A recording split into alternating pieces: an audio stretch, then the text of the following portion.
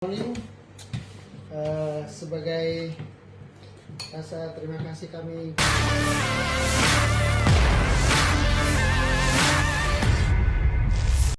Pria bernama Husain ini membeberkan cerita di balik keputusannya resign dari pekerjaan lamanya sebagai pegawai negeri sipil atau PNS. Husain tercatat sebagai PNS Dirjen Pajak yang kini memilih untuk melepaskan karirnya tersebut. Setelah 20 tahun bekerja sebagai PNS, Husain memiliki alasan untuk berhenti. Menurut pengakuan Husain, dirinya resign dari pekerjaannya sebagai PNS pajak lantaran harus mendampingi sang istri kuliah di Australia. Husain resign dan pindah ke Australia menemani sang istri menempuh pendidikan pada tahun 2022 silam. Istrinya tersebut memutuskan untuk melanjutkan studi di University of Sydney karena di sana terdapat studi dan topik penelitian yang diinginkannya. Atas pertimbangan itulah, akhirnya Husain memutuskan resign dari pekerjaannya sebagai PNS DJP Pajak yang telah ia lakoni selama 20 tahun.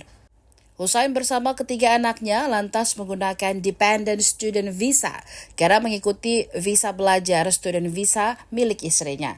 Setelah pindah ke Australia, Husain dan keluarganya pun harus beradaptasi karena meninggalkan zona nyamannya di Jakarta.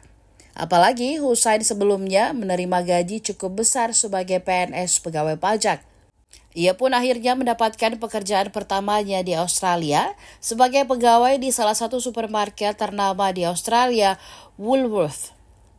Dalam pekerjaannya ini, Husain bertanggung jawab menyusun sayuran, buah-buahan, dan memanggang beberapa jenis daging.